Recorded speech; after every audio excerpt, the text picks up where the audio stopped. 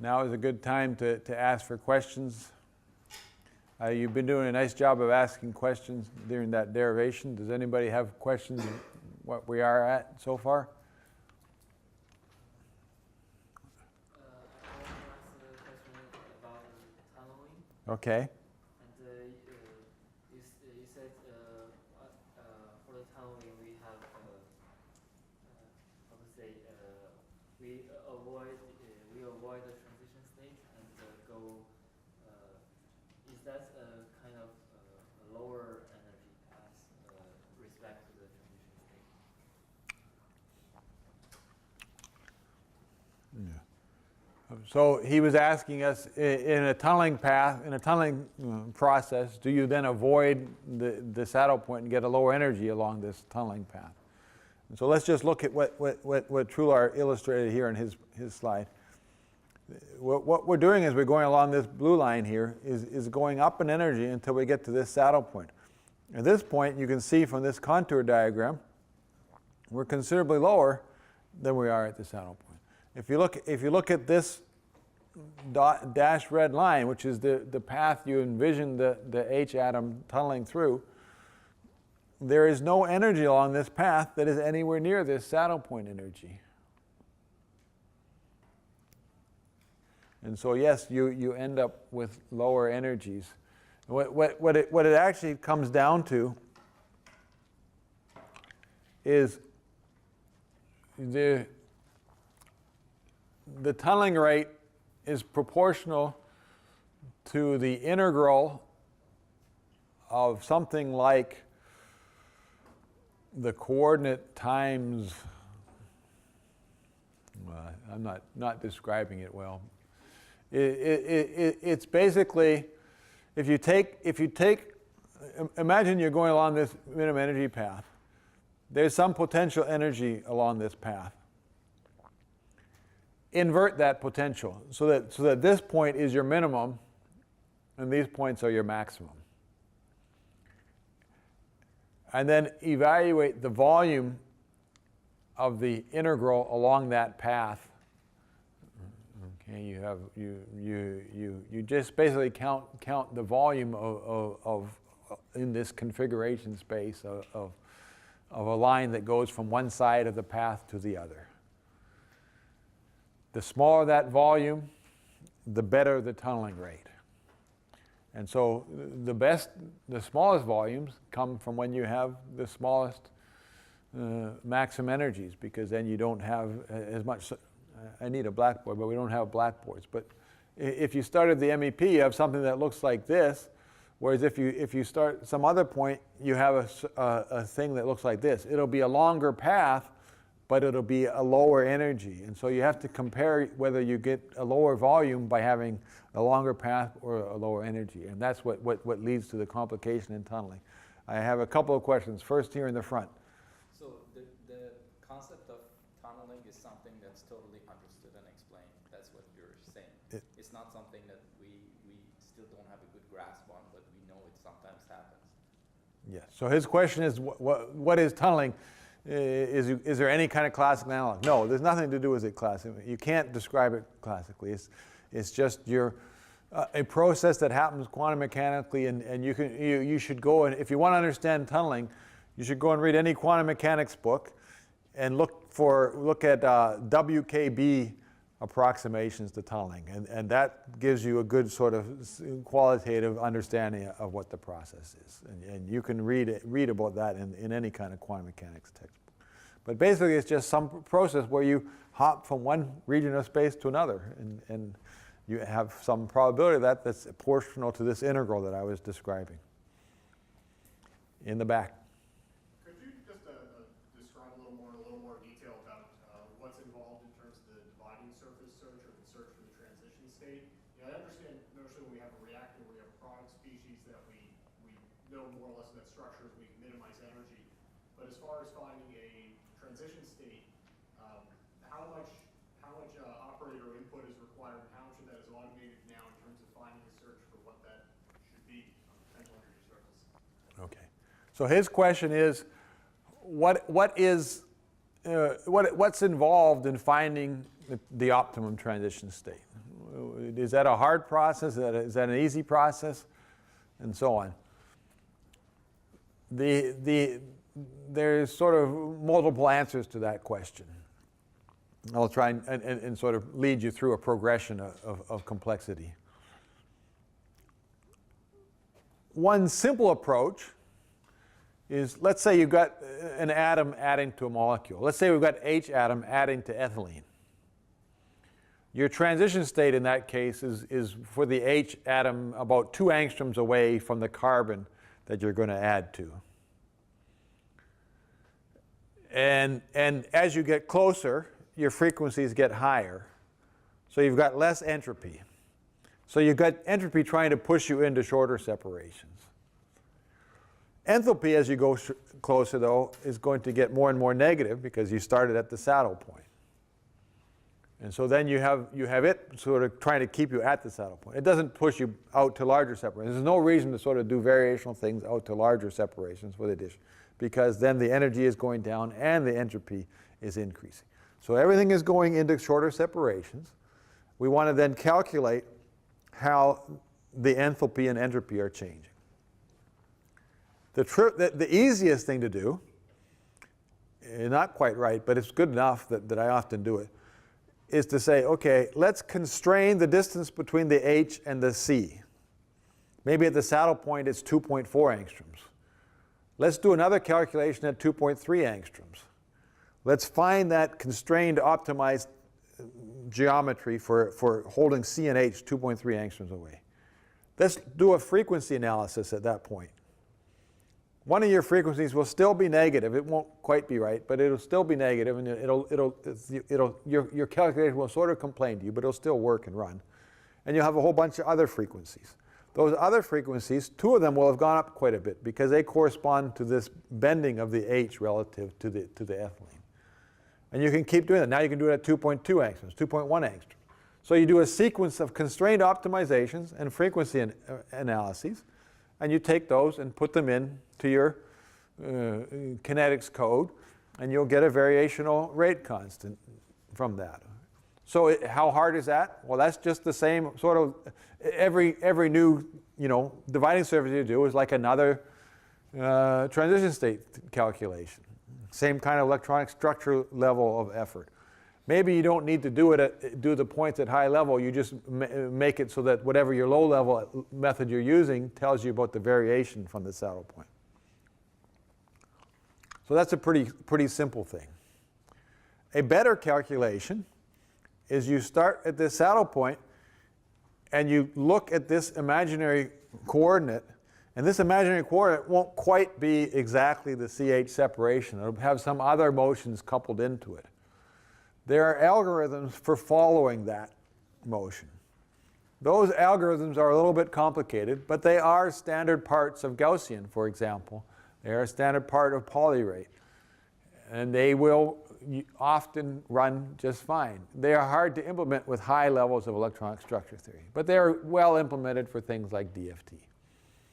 So then it's just a question of call this, in Gaussian it's called call the IRC.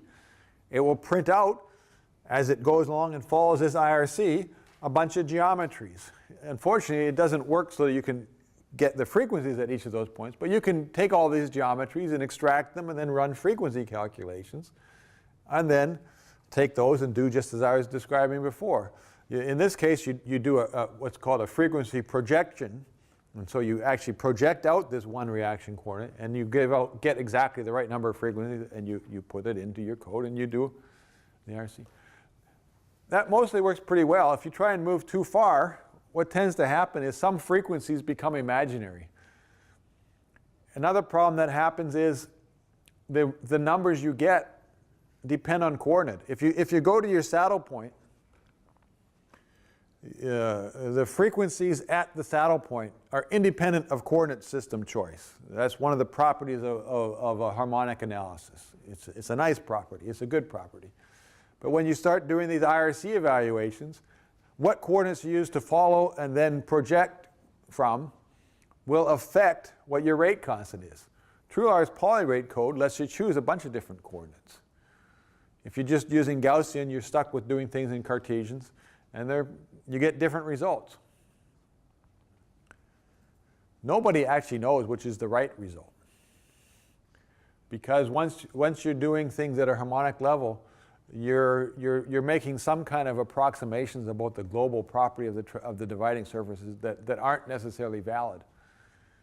But it does seem like using internal coordinates is generally a better choice. Using polyrate to do things is a better choice. Mostly it doesn't matter, but sometimes it makes a pretty significant difference. That's the standard with a saddle point. Now what about if we have a reaction that doesn't have a barrier? We don't have a starting point. We don't have a saddle point. How do we do anything? Well, you can still do a fake analysis of this sort. You pick some kind of fixed separation, maybe a large separation, maybe 4 angstroms, and you can still ask the code to follow the minimum energy path. You start with a constrained optimization holding some distance between the two things, fixed, and you can do a constrained optimization and follow that in. You can't go too far out, because if you go too far out, the potential is too flat and the algorithms just bomb. They don't work. But you kind of have to work your way in until you find the geometry that's close enough that the gradient's large enough that it'll follow it. But if the gradient's not large enough, you're probably not at the variational minimum yet anyways, and so it's not as much of a problem as it sounds. It still mostly works. So you can do the same thing for a barrierless reaction. But we're going to show you, one of the problems for barrierless reactions is that a harmonic oscillator approximation is not a good approximation. So we've developed special methods for doing the variational analysis for the case of barrierless reactions. I'm going to talk about that towards the end of towards the third lecture. So I'm not going to say more than that right now. But so level of progression, you can do variational calculations pretty easily. To get them really right can be a challenge, and there's ambiguity still. There's science to be done. Somebody should do some kind of transition state theory analysis comparison with dynamics to figure out better sort of global dividing surfaces. I'm going to talk about global dividing surfaces for barrierless reactions. There's need to do that kind of work for reactions with saddle points and better understand going beyond harmonic oscillators and why there is this coordinate dependence and what is the right coordinate. Why is it really right that it's always the internal coordinates are the best choice? I don't know as much. I would like to have seen more work on that area. Any other questions? Okay. So going beyond conventional rigid rotor harmonic oscillator transition state. One of the first things that people try to deal with when you going beyond the rigid rotor harmonic oscillator is to deal with torsional motions. Think about methanol. You've got a methyl group and an OH group. And this OH group can rotate around with respect to the methyl group. That motion, I don't know what the barrier is, but it's like a few kcals probably. At 2000 Kelvin, you're probably just spinning around there, and it's not at all looking like a harmonic oscillator. So one wants to put in an improved representation of that. When those modes are low frequency, they are very often well decoupled, completely decoupled from the remaining modes.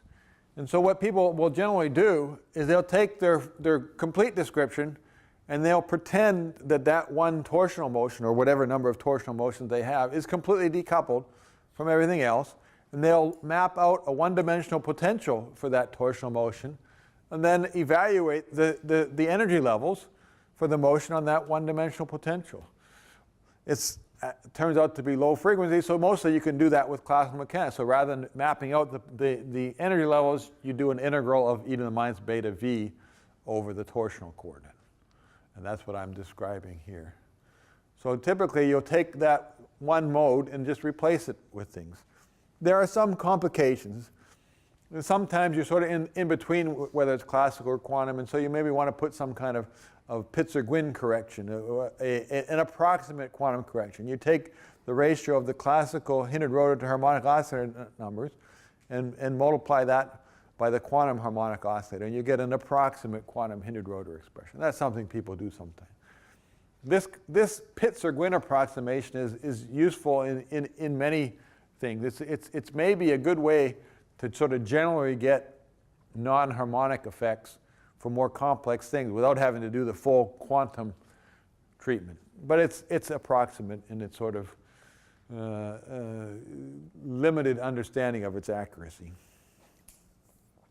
Another problem that happens as you get to bigger molecules, in addition to having low frequency torsions, you'll have bending motions that become quite low in frequency.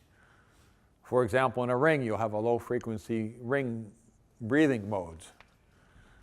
In a radical, you'll often have a relatively low frequency umbrella mode. When frequencies of modes are similar, then those modes tend to couple together. And so this idea of just separating out and doing one-dimensional problems is not so good. The Green group has developed an approach for projecting things out and getting approximate representations that are somewhat improved. The bigger the molecule, the more complex it is, the more important it is to start doing things like this. Another problem, a bigger problem, is when you get to bigger molecules, not only do you have couplings of torsions and bends, you generally have multiple torsions. And those multiple torsions are coupled together. If you have two torsions, you can't really think of two torsions as one torsion by itself and another torsion by itself. You have to think about them together. Suppose you had some torsion here and a torsion here. If you put it like this, they're nowhere near each other. And then you put the torsions like this, suddenly they're right next to each other. But if you did them each individually, they never really get near each other.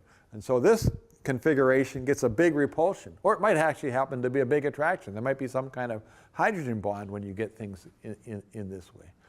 And so thinking of things as two separate one-dimensional problems is not the best approximation. We and others are starting to derive, we have developed ways to deal with this for limited numbers of torsions, 2, 3, 4 torsions. You can do things fully coupled. But if you can do things fully coupled, then you need a potential energy surface that is the number of dimensions of the number of modes that you are coupling. That's a lot more difficult problem than mapping things out in one dimension. So every time you try to get more accurate, you get more work. Okay? Even just doing this one-dimensional torsion is more work. To evaluate this integral, we need to represent the potential over the whole torsional range. Instead of just doing this one normal mode analysis, now we have to do a normal mode analysis plus torsions scan. So as I said, we can also start to do multidimensional torsions. If you just do things with one-dimensional torsions, it seems to me like mostly, if you're thinking carefully, you get within a factor of 2. And it's usually only sort of a very limited range of space that you even have a factor of 2 area. You think about why that is. In the two limits of high and low temperature, you have the exact solution with one-dimensional torsions, right? If you're at very high temperature, you've got torsional potentials. Well, if your temperature is much higher than the barrier, then just treating them as free rotors is fine. It doesn't matter what little couplings there are between the potentials. So in the limit of high temperature, relative to torsional barriers, it's all fine to do it as separate 1 degree. In the limit of low temperature, now you're just vibrating about your minimum. Your torsional barriers are higher than your low temperature limit, and so you're right. And so you have a situation where you're doing it right in the two limits. How bad can you be in between? Well, qualitatively, it seems like factor of 2 sort of thing is how bad it can be. But you can, when you do 1D torsions, there's lots of ambiguities in how you do it. And so if you're not careful, you can make it worse. we have a code that will implement multidimensional torsions. Another nice feature of it is that it also includes what we call vibrational adiabaticity for the orthogonal modes. Think about what happens as you vary the torsions. You might in one configuration, and this actually happens quite commonly, you might have a hydrogen bonded structure. So one part of the molecule interacts with another part of the molecule. Suppose there's an O here and then I've got an OH torsion, and I put it myself in this configuration, I have some kind of hydrogen bonding here. That hydrogen bonding interaction changes a lot of my vibrational frequencies. Some of my vibrational, this OH stretch is now interacting with this hydrogen bond, and so my OH stretch changes quite dramatically. If I'm just treating this 1D torsion as a separable motion, I can't account for that. But what I could do instead is for each say I have a grid of torsional angles. Each point on my grid, I could do a vibrational analysis, and I could think about how this OH stretch varies along my torsional coordinate. This OH stretch is happening very quickly. And so it's a little bit like this Born-Oppenheimer approximation. I can think of the OH as stretch frequency is adiabatically adjusting to my torsional state, to my torsional configuration. We have put things in this code that let you do that. All you have to do is put your frequencies in addition to your potential along the torsional thing. And we can do this in a multidimensional sense. And we can then estimate the effect of these couplings of vibrational modes with torsional motions. Again, though, more work. Now not only do we have to map the torsional potential, we have to map the torsional potential and the vibrational frequencies along that potential. Every time you try and get more accurate, there's more work. But when you do that, you get better, and you do get to have more belief in your approach, in your end result. Trular has developed a completely different approach, something he calls MS-TOR, multi-structural torsions. I'm not going to take the time to try and explain that. Qualitatively, he's just building up a sequence of torsions based on finding all the minima on the potential. So it's a completely different sort of approach. There's lots of good parts to it, but there's lots of empiricism to it, and I think that empiricism leads you into trouble in many instances.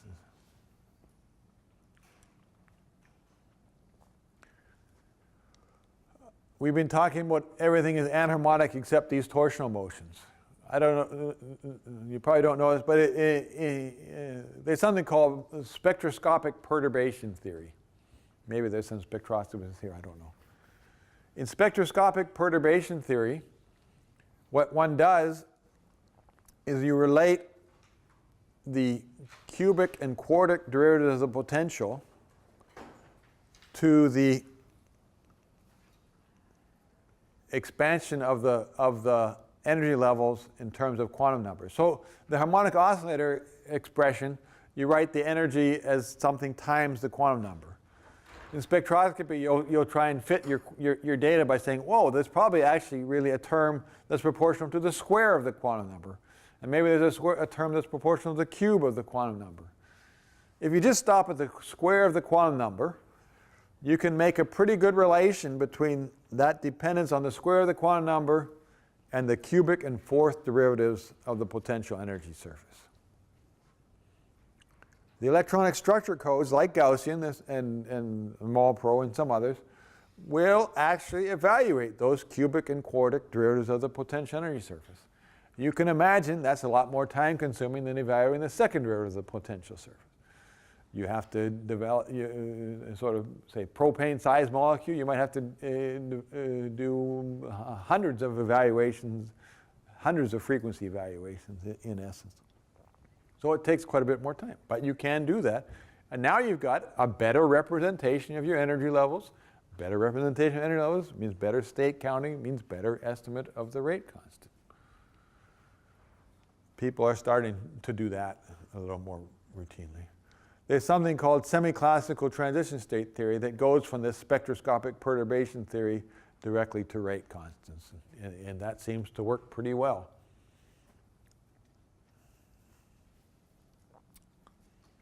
Another way for dealing with anharmonicities is to take this Pitzer-Gwynn approximation I talked about and convert classical evaluations of partition functions to approximate quantum. So what do I mean? If you think about the classical representation, we basically got to integrate e to the minus beta v. Well, now with parallel computers, we might be able to evaluate a million potential energy points. And if we can do that, and we can then, that will then allow us to evaluate these integrals with Monte Carlo. And then we can try and from that Monte Carlo integration, we get the ratio of classical hinterrotor and classical harmonic oscillator, and we get then an estimated quantum hinterrotor. This idea is the essence of what we do for barrierless reactions, and I'll come back to that. This is classical, and I said the Pitzer-Gwynn. Another approach is just to write this in terms of the path integral expression. The path integral expression basically is a quantized version of this configurational integral. Takes a little more, another order of magnitude more potential evaluations, roughly. We start going to larger and larger scale computing, it becomes feasible to do this sort of thing. This is sort of the frontier of where we are in transition state theory implementations right now. Starting to try and implement some of these things and trying to do them more routinely.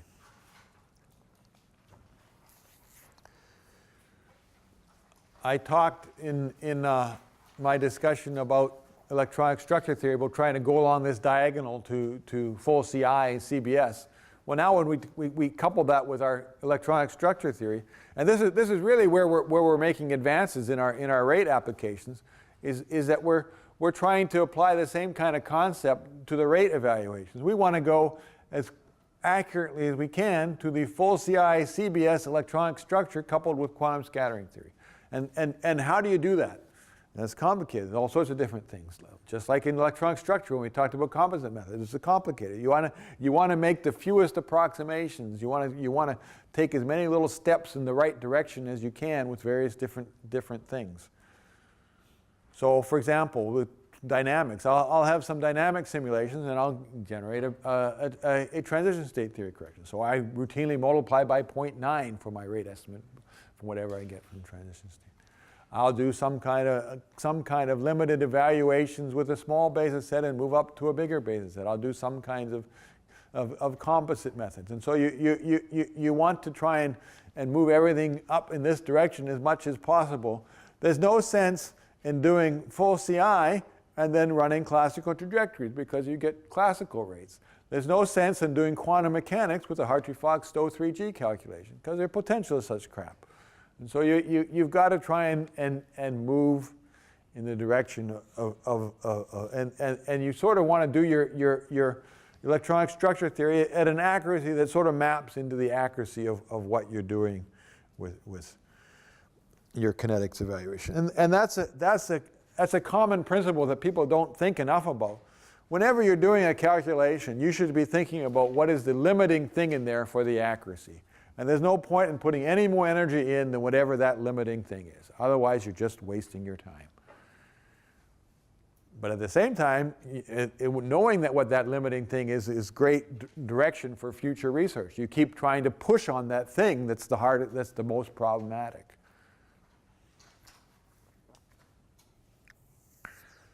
If you work hard, I believe you can almost always get better than a factor of 2. And when you really work hard, in many, many, many cases, we can get sort of 20% accuracy. Sounds amazing probably to some of you, but that's my own personal belief, which comes from many comparisons. All right,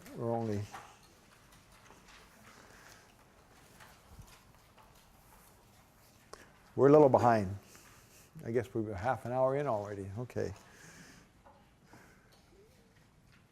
This lecture, I want to start taking you through real applications of ab initio transition state theory. And I'm just going to illustrate for you what we can do with ES to KTP.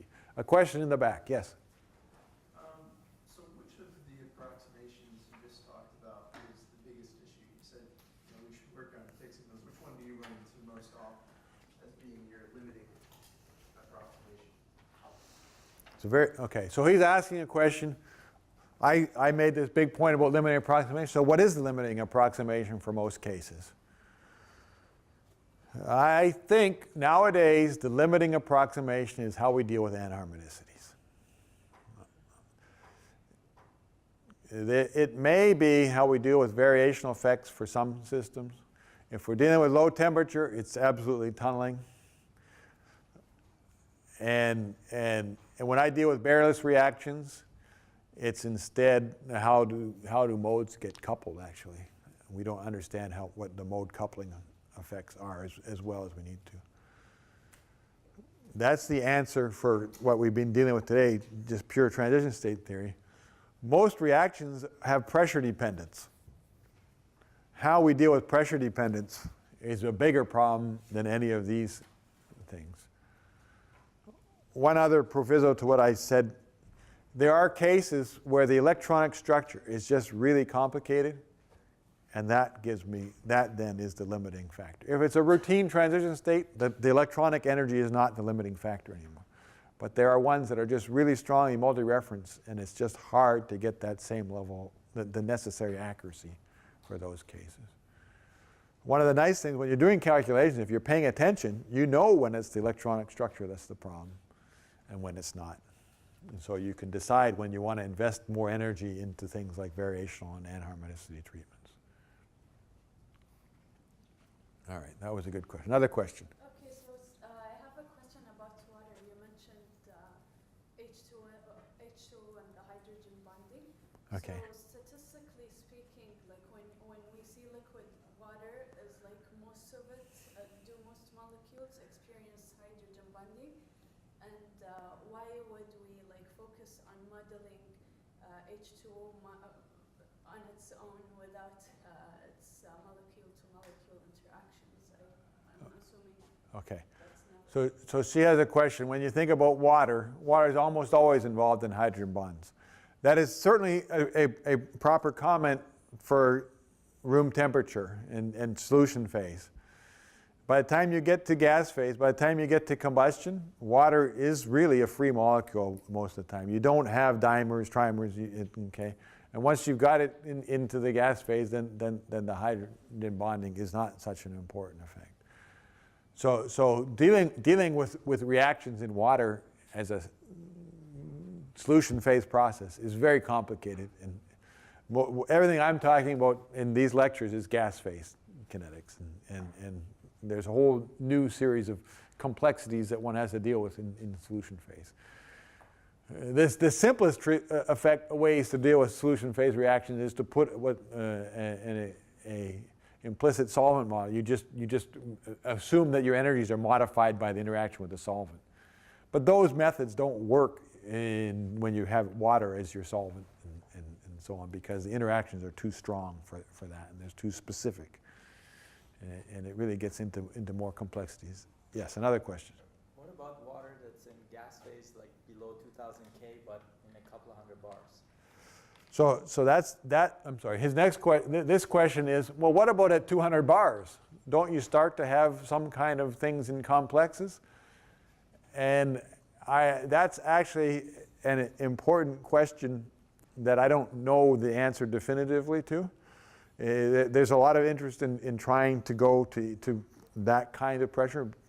What you find is typically at combustion temperatures up to about 100 atmospheres, 100 bar, you don't have things existing as dimers. But somewhere between 100 and 500, there's a transition. It depends on the temperature, of course. And so what happens then when you start to have things as dimers? You'll have catalytic effects. Two waters reacting will be different from one water, et cetera. A molecule that's got something bound to it, and so there are interesting questions that are unsolved and are really the topic for future research. Understanding what happens to your rate constants when you get basically beyond 100 bar.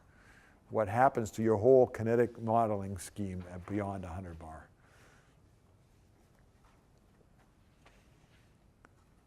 People are just starting to try and think about that. All right. So this lecture, I want to talk about ab initio transition state theory, actually implementing these approaches And what I'm going to do is try and just take you through a little bit of our code that I haven't quite got ready to release yet, but you can still get a sense of how it works, and then maybe a month from now it'll be available for you. And I'm just going to work through abstraction, addition, and make a few comments about isomerization. I'll talk about variational effects, tunneling, and multidimensional torsions, and a little bit about the accuracy. But first, a little bit of motivation. I think it's worthwhile to step back for a second and come back to, we're supposed to be combustion chemists. Well, what is combustion chemistry? You can sort of summarize all of combustion chemistry in a slide like this. And what you have is you start with a fuel, and this, going through this will give us an idea of the kinds of reactions that we're interested in, for those of you who haven't thought through this sort of thing. You start with a fuel, and that fuel, combustion chemistry is all about radicals, radical chemistry. You have to convert your fuel to radicals somehow.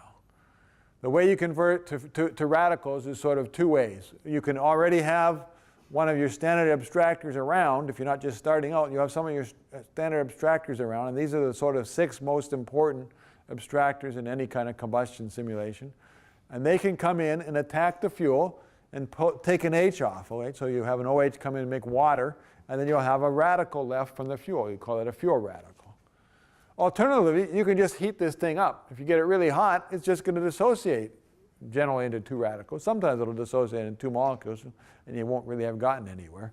But generally speaking, it'll dissociate into 2 radicals.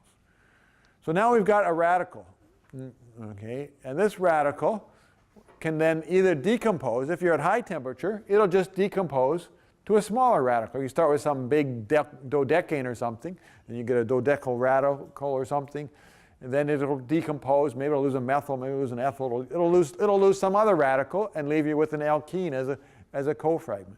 And that'll just keep on going until your radical is a small species like methyl or H. So if you're at high temperatures, you just convert everything to H, methyl, and a bunch of unsaturated hydrocarbons.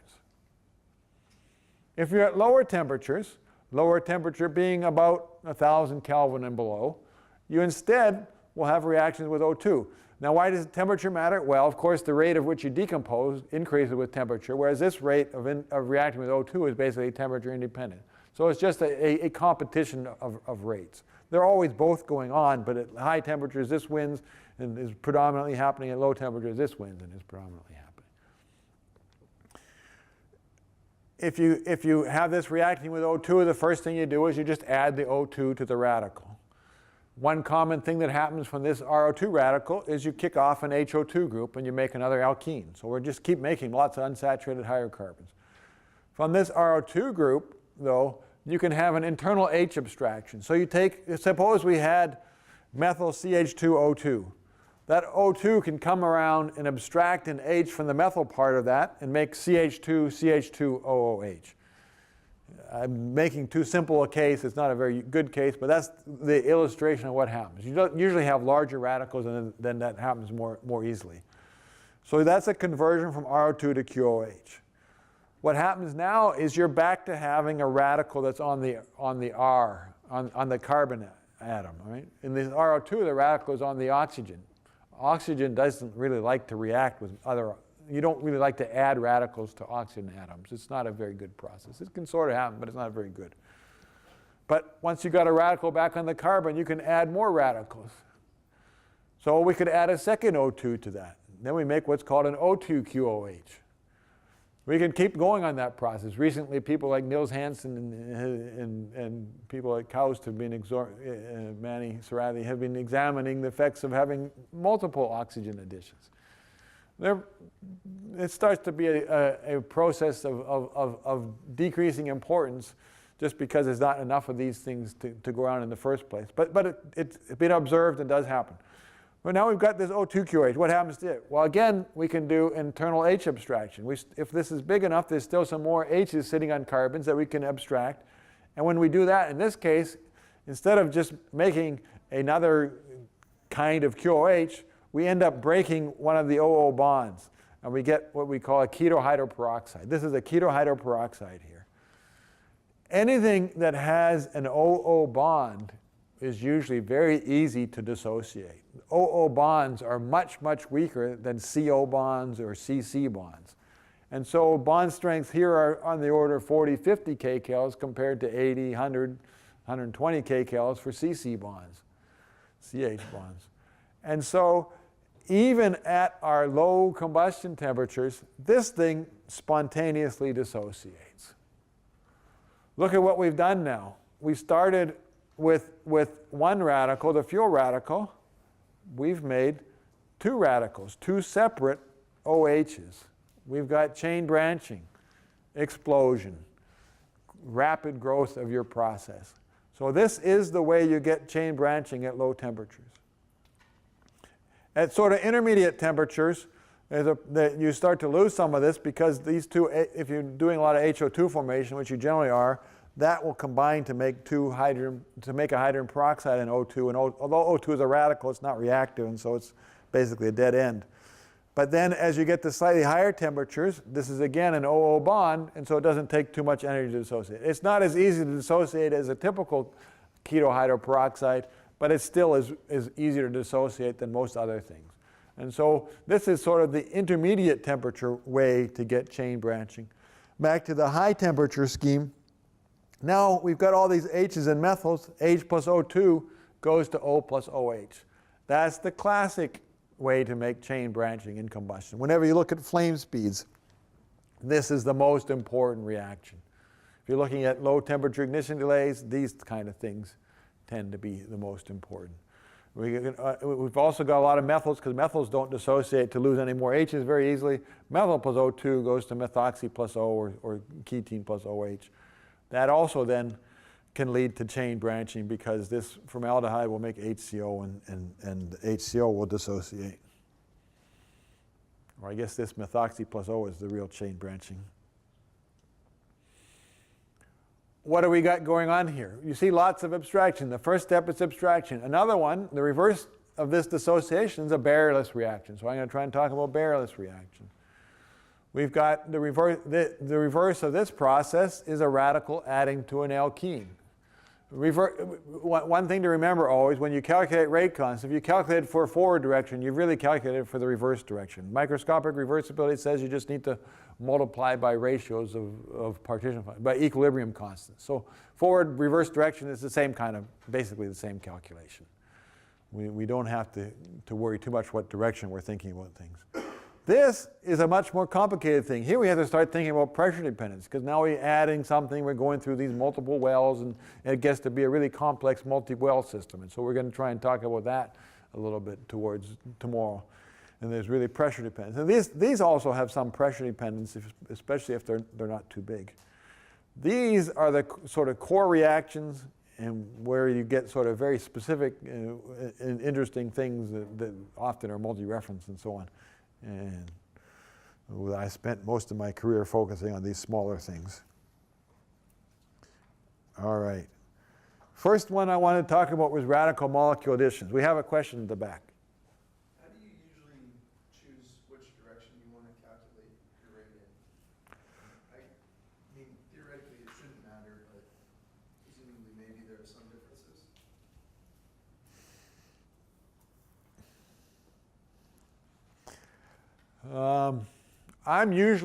I'm sorry, his question is, how do I choose whether I'm doing it forward or reverse direction?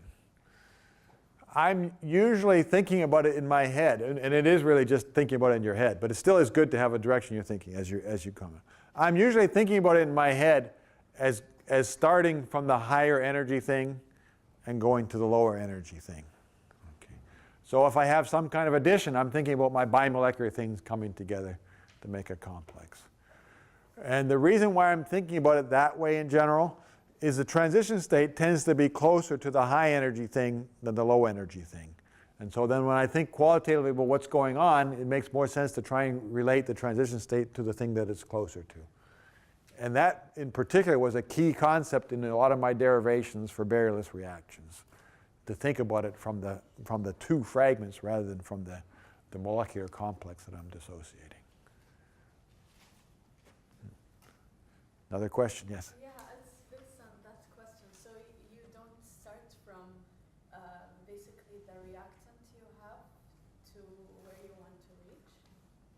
So the question there is, I don't usually just think about where I want to go from reactants to products. Is that what the question is? I'm not sure I understood. I'm sorry. Yeah, so it's purely based on high to low energy, not even if in real life, like the product you want is the higher energy product. So her question again, trying to think, why am I always going high energy to low energy? When I say that, I've already thought about reactants and products of my real reaction. Right? I'm interested in some particular process.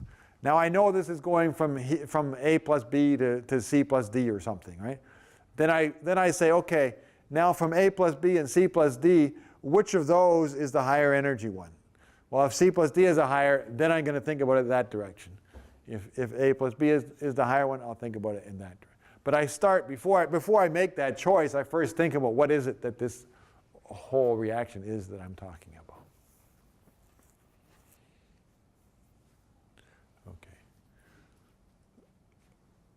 Okay.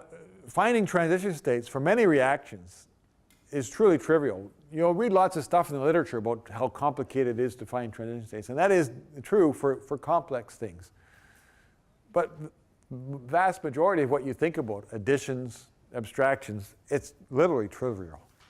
If you can't find those transition states within a few hours, there's something going on that you haven't thought about. And so we started programming codes to do that kind of trivial analysis. And these algorithms that we started programming aren't meant to be the most efficient, but they're meant to be ones that will basically always work. And we haven't tested as much as we could, but they're at the point where people could find utility. And the basic idea in this program is to do away, somebody asked me the question the other day of, well, how do you actually get the information? Well, we're trying to do away with that process of getting the information. You should be able to just give input and ask for output rate constants rather than treating all the steps as independent. One of the things why it has been done for so long that other way is that historically in theoretical chemistry there's sort of two camps. There's a set of people that know about electronic structure theory and the set of people that know about chemical dynamics and kinetics. And there's been like a dividing wall, and you're not really supposed to talk to each other or have anything to do with one another. People were asking about digging deeply or digging broadly. I guess in the lunchtime, one comment about that, sometimes the best thing to do is to dig deeply at a boundary line between different things, okay? One of the things I did was I dug deeply into this boundary between electronic structure and kinetics. Another thing that I'm doing nowadays is digging deeply into the boundary between kinetics and combustion chemistry and combustion modeling. It's very often that those boundaries that you don't have people working at, and that there's all sorts of possibilities for making good progress. If you go right into the center of everything, so for example, when I was a graduate student, everybody wanted to do quantum dynamics. And there's so many people doing it that all you could do is sort of increase the accuracy or the speed by like 10% or something in your graduate career of the time that it took. But what utility does that end up being? Not very much. It's often the people that will work at the boundaries between different traditional areas of science that get somewhere in my mind. All right, so transition state determination for radical molecule additions. This is just a simple protocol. There's all sorts of ways you can do this. This is what we do. We start with a low-level determination. Why? Because that goes quickly, and we just want to get a rough transition state. And low-level methods are usually good enough to find a good first approximation to the transition. Once you've found that, you can easily go to a higher-level method. Our traditional one is B3 lip, except if we think we're going to have a low barrier. The low barrier B3 lip fails, as I talked about the other day, and so you don't want to use that. Then we would instead put MO62X here, for example. How do I know if there's a low barrier? Well, if you know kinetics, you know when you're going to have low barriers. Things like OH abstractions and additions tend to be low barrier. The better your abstractor, the lower the barrier tends to be. And OH is just too good an abstractor usually. And so we just start with setting up a z-matrix. A z-matrix is a set of internal coordinates that corresponds to a fixed distance between the thing that's coming in to add, and I mean the two addition sites. You fix the distance between the one thing that's adding and the thing that it's adding to. And then you just do some constrained optimizations, and you do that. Oh, it looks like here I said we're going to just do an opt equals TS starting there. Well, in general, what I do is I just actually, this has changed a little bit. I didn't remember to change the slide, sorry. What we just do is set up a grid, and we just do a bunch of constrained optimizations, and you'll find some electronic energies from these constrained optimizations. You find the highest point on that, and that's a good approximation to the saddle point, because your saddle point is supposed to be the highest point on a sequence of constrained optimization. So we just take that, and we use that as a starting geometry for an optimization. And then we proceed on. This is really badly done, I'm sorry. Then we proceed on to a higher level method. So here we would then go on to B2 plip D3, for example. And then once we find the transition state with that higher level method, then we'll do a composite level energy, some kind of CCSD, T, CBS, or if I'm really trying to be accurate, A and L0 that I described. Radical molecule abstractions, it's the same kind of thing. You can, this is where it's important to think which side you're coming from. You have to start from the higher energy side when you do abstraction. If you start from the low energy side, you'll find that you're always trying to abstract before you find the transition state. If you start from the higher energy side, this procedure will work. And so that's what we try to do. And then and this is better described. This is where I actually remembered to edit the slide. I don't want to go through that too much. You can read that. It's pretty straightforward. I will go through it a little bit in a different way. Here's just an example of doing that for a combustion system. OH abstracting from dimethyl ether. We got interested in dimethyl ether combustion. OH is the most important abstraction, so I tried to do this abstraction as accurately as I can.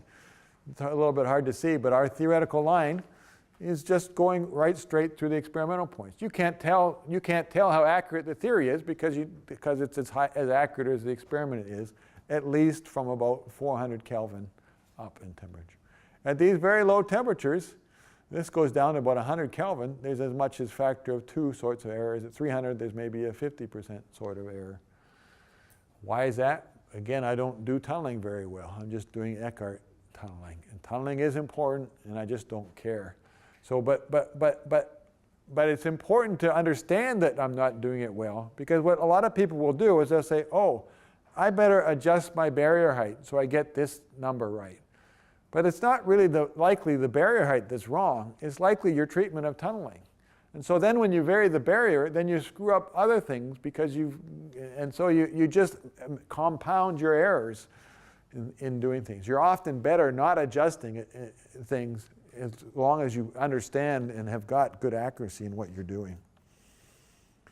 Here, there's not really any problem because, well, you're going to know what's going on at high temperatures and you would see the thing. But in many cases, the only experimental data you'll have is a room temperature rate constant. Then you can ask yourself, oh, should I adjust to agree with that or shouldn't I? I think in most cases, if there's any possibility for tunneling, you should just say, okay, well, there's a tunneling error, but I don't really care about that.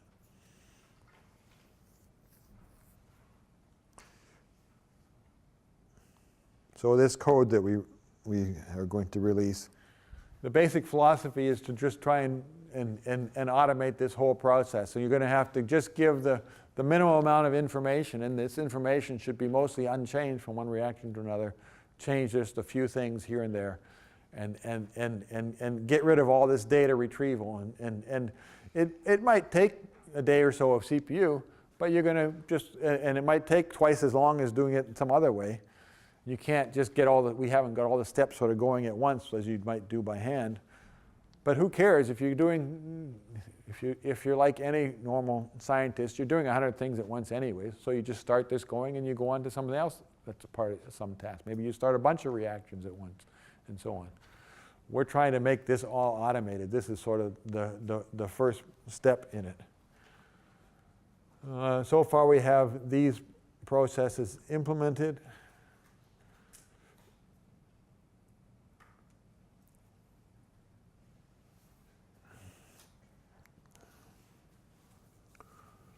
What are some features? It's written by a dinosaur, so some of it's in Fortran, some of it's in C, and some Unix scripts. We should have done it all with Python, but unfortunately I don't know any Python and so on. Our two standard electronic structure codes are Gaussian 09 and MALPRO. We're probably putting other things like NWChem and C4 as time progresses. It requires geometries in Z matrix format. And you can get those from OpenBabel if you need to. We also have a separate code that does that for us, but it's not a very difficult thing once you learn it. It takes a few minutes to learn, and then once you learn it, it's pretty straightforward. It requires a particular Z matrix format. It automatically determines the guess for the transition state structure, automatically generates a guess for search of van der Waals whales, projects the hindered rotors from the Hessian. It has multidimensional torsions that it can do automatically, multidimensional tunneling that it can do automatically, but only the small curvature tunneling version of 2Rs. And to be honest, this is still a little bit buggy. We have to sort that out a little more. Automatic determination of our symmetry numbers. And then we can do composite energies. Not quite as generally as I would like, but it's a pretty good approaches that we can still implement. And then it calls what our master equation system solver. For abstractions, and what we're talking about so far, we're not really solving the master equation, we're just solving for the high pressure rate constant. But we have one code that does it all together, and so we just use that. Here is the sort of general algorithm. We start at some generic level 0 of theory that we get to get the TS guesses and to determine the transition, and we get a higher level of determination of the structures of all the species. Some hindered rotor scans if we need them, high-level energies for all the key points, and then a reaction path scan if we decide we want to do variational and or tunneling, evaluate the symmetry numbers, plug it in, and get the rate constants. All right.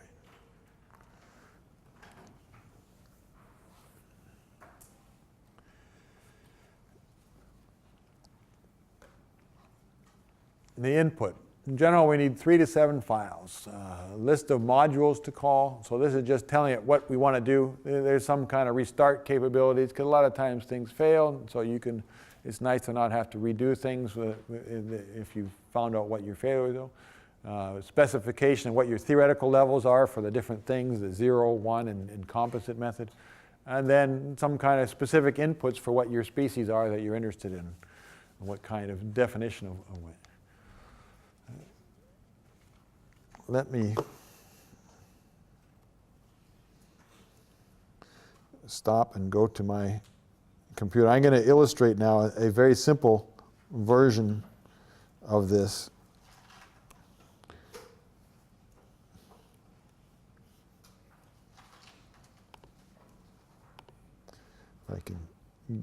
I'm going to take you through an example for methane plus H.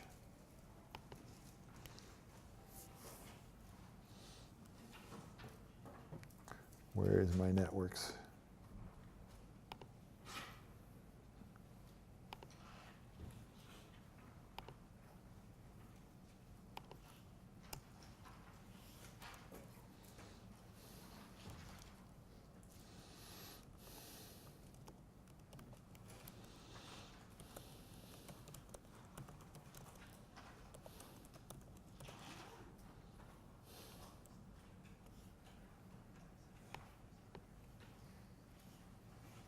Is that large enough? Can you see? Can you read that? No? Yes? That's all right. A little larger? All right.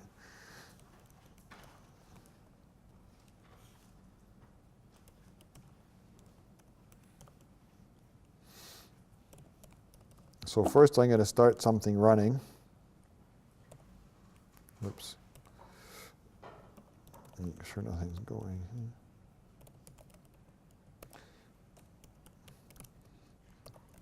So we just have some simple script that we call, and then this B431 is just telling you what node I need to learn to spell.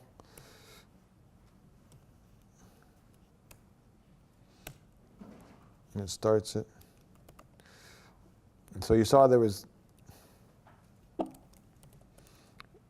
nothing in this directory but data at first.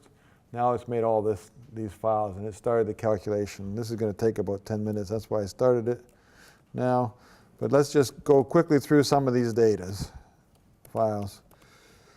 So this is our standard input data file that just tells us what kind of calculation we want to do. For whatever reason, some reason we have to start by telling you the stoichiometry of the system. We should be able to figure that out, but for now we tell it. This just says the reaction type. We want to do an abstraction. We want to consider it to have one transition state. You could instead, any reaction, there is basically no such thing as a reaction with one transition state, as I said. Any abstraction reaction will have some kind of long-range van der Waals complex and some kind of, for the reactants, and the same thing for the products. And there's some transition state to form that reactant van der Waals complex, and there's some kind of transition state to do the abstraction, and there's some kind of transition state to decompose the product van der Waals complex. If you want to treat things properly, you should treat all three transition states. We've got that sort of thing programmed up, but mostly it's not needed. So here I just done a simple one transition state calculation. This is going to be for methane plus H.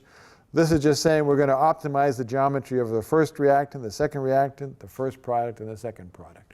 Why do we want to do that? Because I'm going to do Eckhart tunneling calculations. And to do Eckhart tunneling calculations, you need to have the energies of your reactants and products. If I was to be more precise, I should use the energies of my reactant and product van der Waals wheel. I'm not tunneling from reactants and products. I'm tunneling from the reactant and product wheels. Yes, a question. So, out of curiosity, so you already have the electronic structure thing sorted out for such a reaction, and this software has access to that, so it pulls that up and then uses that in the process of going through the transition state calculations. Is that the idea? The idea is you haven't done anything yet. This calculation is going to call the electronic structure codes. And then after it's called it and they've run, it's going to extract the information you need to do the rate calculation. Okay. So didn't you say that... I'm sorry. I should have... His question was, is it already... Is it just to extract information from already run electronic structure calculation? I'm saying, no, it's actually going to even do the electronic structure calculation. I'm sorry. Your next question.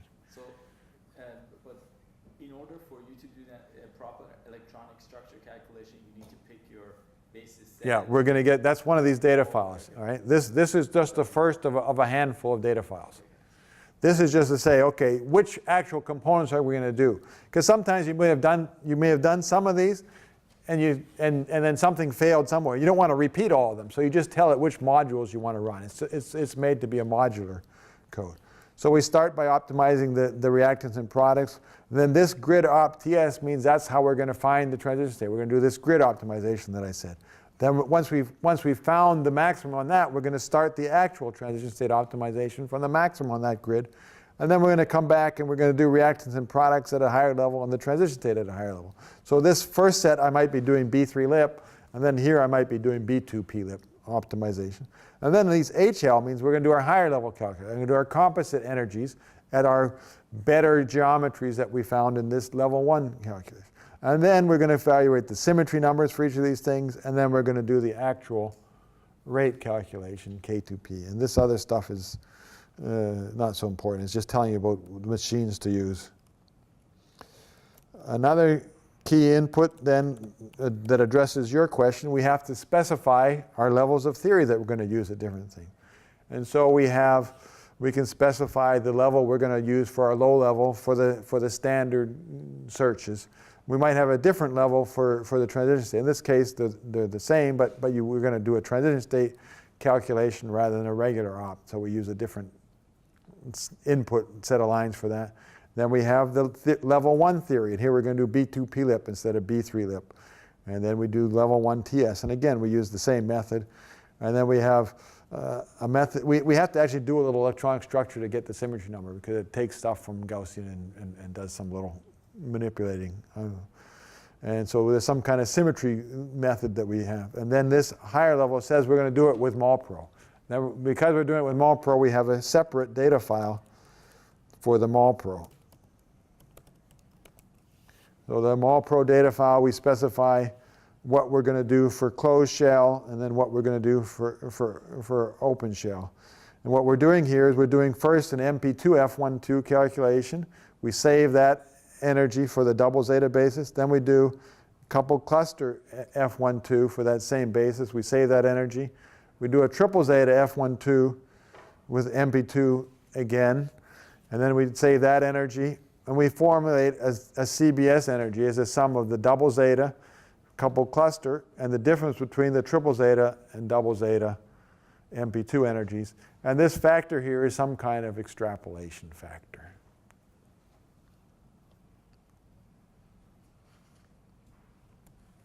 And the same sort of thing happens in OpenShell, except we replace the Hartree-Fox with RHS and use CCSD. So we have some kind of input file for that.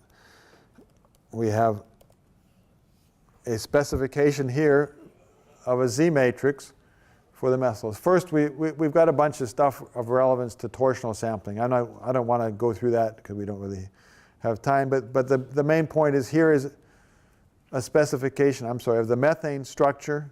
We've got a methane Z matrix. You can read about Z matrix in any electronic structure manual like Gaussian. This is Gaussian style format. We specify them, the Z matrix, then we specify our starting guesses for these parameters. And we specify the symmetry number, but it's actually not going to use that because we asked it to calculate it. The more interesting one is the transition state. And this information here tells it which atoms are involved in the abstraction. It's not obvious, but this 3 is the H that's going to get abstracted by our OH, and this 1 is the carbon that it's bound to. You have to describe the atom you're abstracting, the atom the next that is connected to, and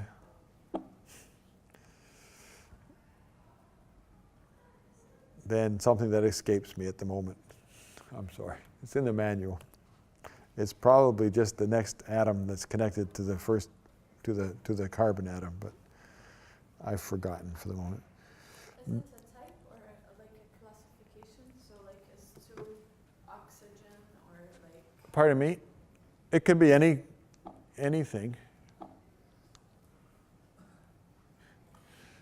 So the numbers are not that I'm type. sorry, she asked what is the type of thing? I'm saying we can look at any kind of abstraction. I showed you the first reactant. The second reactant will tell you what the abstractor is. I set this up for an H atom. But if we could set it up for anything else, we could set it up for OH or HO2 or some complex molecule.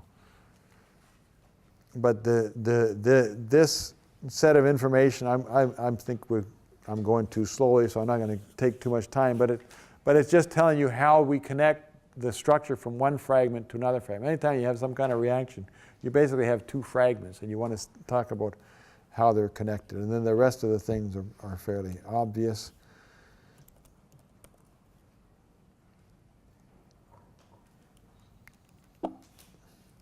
This file, mehead.dat, is just the generic information that we pass to our master equation. So you formulate this once, and then you just use it all the time. Maybe you want to set it up to look whatever temperature ranges, and this is just the temperature and pressure ranges we set things up to automatically look at. And maybe we should stop here then and come back and look at it after the break.